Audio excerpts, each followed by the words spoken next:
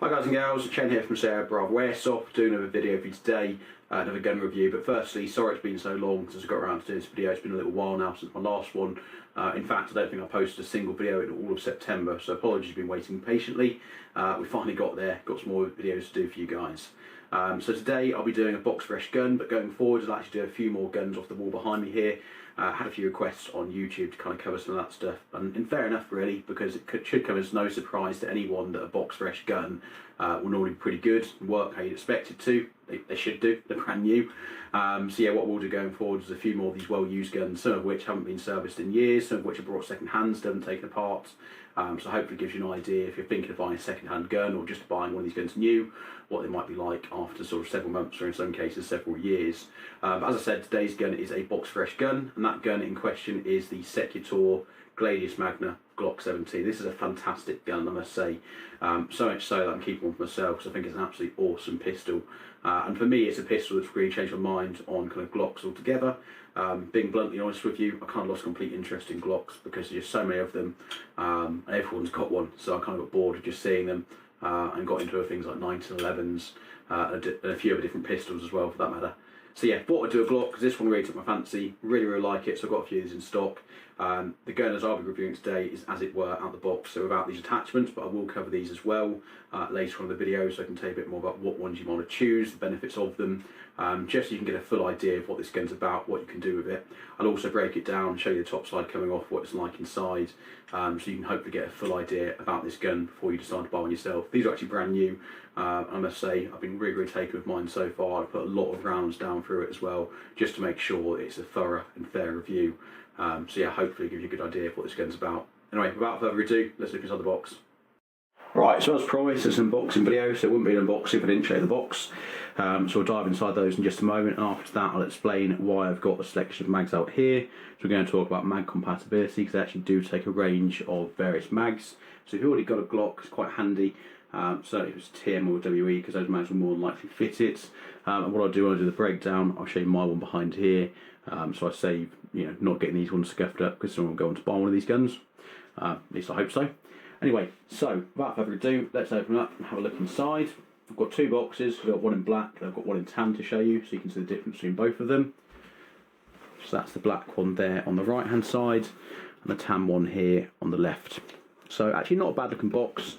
Before I sort of dive into the gun, pretty well sort of dressed up with artwork. You've got this really intense looking dude here on the front, but yeah, not an awful looking box. And also it notes inside there you've got a maple leaf hop inside, so pretty decent hop rubber as standard, which is a nice touch. So, gun itself comes in this well packaged box. You've got all this foam here to keep it safe, so if it gets knocked around in transit, then I'd like to think it would get to the recipient pretty safely. You've also got an Allen key. This is for changing the CO2 bulb, and I'll show you that in a little while. So yeah, without further ado, let's have a look at the gun. So, good looking gun.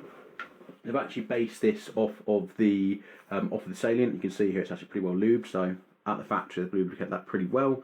I'll probably give that a clean off before using it, so if anything there's too much there, not that it'll do any harm. So yeah, not bad looking gun. As I say, they've kind of copied the salient Glock 17, as you can kind of see with the design here, the top slide with these serrations at the front and the back, same as you might expect from one of the salient Glocks. The same with all this sort of detailing here. All this, by the way, is CNC'd apparently. You've got a metal front sight as well, and I believe the back one here is metal as well. It's not a bad looking Glock. The only thing I don't like about these as standard is these base plates. I think they're a bit chunky, and trying to get perched underneath there if you hold your gun like I do, it's a bit of extra heft that you could probably do without, to be honest with you. But is it a big deal? Probably not. You can change these base plates about £2.50 each if you want to get them to replace them. So yeah, if you want to put flat ones on, you can. That's what I've done with my one, because I don't like the big bottoms on these. So yeah, not a bad looking Glock. Without further ado, let's look at my one. I'll show you a bit more details. I don't want to risk getting these scuffed up, so I'll put these to one side, and we'll focus on these ones here behind. So you might notice mine's a bit different. You will notice straight away, hopefully, that there's obviously a red dot on there. It's one of the RMR style ones, and you've got a torch on the bottom here. It's quite a bright one, 12,000 lumen. Really pleased with that, and I'll cover these in a moment as well. So yeah, as standard, you can fit these RMRs on top. They've actually got some screws here, or some threads underneath, I should say, that allow you to fit one of these sights on here. I will say one thing about using a red dot on a pistol. It does take a bit of getting used to. I don't think it's quite as natural as a red dot on a long gun. On these, I think it's a bit more of a job to find the red dot. But they look pretty cool. I'll put it on here so you can see it on the camera. So you can see the red dot just down there. So as I say, it's not the easiest to find, but once you get used to it, they're pretty good for quick target acquisition once you're a bit practiced with it. So yeah, good looking gun. What we'll do now, we'll break it down. So I'll take the pistol mag out. If you want to take the top side off, you'll need to do this to A, service it in between games. You want to make sure that you're putting lots of lube in here and cleaning it off and getting the mud out after you've been skirmishing with it. But to take the top side off, you've got these serrations here, this kind of like lever, same on both sides, and you've got this groove here. So what you've got to do is pinch that and pull it down, and that whole top slide comes off like so. So inside there, you've got the inner workings of the gun, you've got the hammer back there, and again, all of this stuff here you'd want to keep well maintained, lubed and clear of dirt before and after game to make sure that it's going to last a long time.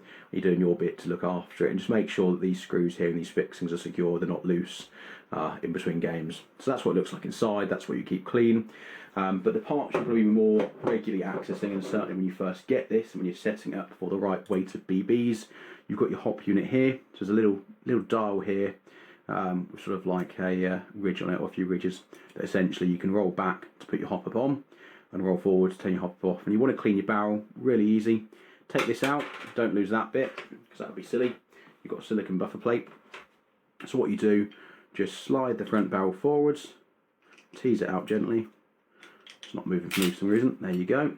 And then you've got the inner barrel that sits inside here, and that comes straight out. As you can see, you've got that nice maple leaf hop in there as standard. If you want to clean it out, you can take it out altogether if you want to take this apart to make sure you don't damage the hop. But if you're gentle with it, you should be able to clean it like that a lot easier. Get yourself a barrel cleaning pipe down there and give that a good clean.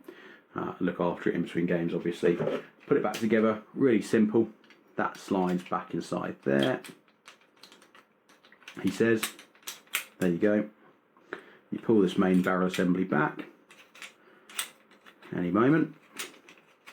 There you go. Put that there. You put your silicone buffer plate here. You put that in there, and that just sits up against the hop-up assembly to hold it pushed back. Obviously in between games, make sure your nozzle's nice and clean as well, just to make sure that you're looking after it and it'll last you a long time. And to put it back together, it's just the reverse essentially of taking it apart. In fact, you don't even need to slide the lever. All you've got to do is line it on the rails and just slide it gently into place. Not too much force, it'll find itself eventually, and then it will, he says, it will slide in. I'll just put the torch on. So that will then lock into place. Now, as you can see on mine, I've got a torch. I've gone with the Olight Valkyrie PL2. It's a good little torch, so it just fits on the rail here, and you've got this lever to take it on and off, and I keep triggering those buttons without meaning to. Batteries live in there with a little lever that pulls it up. It takes two CR123As. I'd really recommend one of these. They're not the cheapest torch out there. You can get cheaper ones on Amazon or eBay for 30, 40 quid. I wanted to go and get a nice one. Just to get decent brands if it goes wrong. I've got some to take it back to, and also just wanted a nice torch for my pistol, so I brought an expensive one, or a more expensive one, because it wasn't making money. So that goes on there like so, latches on nice and securely. On the top here you've got this RMR. That's obviously a clone, because the real ones are just mega money, and for Airsoft it'd be just massively overkill. So I actually got this one off Amazon because I couldn't find any at the wholesalers at the time, so I just got one for myself off there. It does say in the Salient Owner's Manual to only use their approved screws. I just used the ones that came with it, and I've had no problems so far. It's held on pretty well. Turn it on and off, really simple. Red button turns it on, and you've got various levels of brightness there, and you can dim it down with the left button there, and keep pressing that until it turns off. The magazines I've got here, so this one actually is a WE mag, and these fit perfectly inside here, not an issue at all, so that's all gassed up. Show you it working. See, I'm not lying. Works perfectly fine. Put that to one side. That is also a also WE. I'm just showing you that because it shows the difference between the fat base plate and the flat one that you more commonly see on the Glock. This one here is CO2 minus CO2 bulb for some reason, but this is the one that comes with it, so I can show you it does work. And you've got this one here is a TM mag, which is basically the same as WE. And again, show you that working. Locks back. So it works perfectly fine.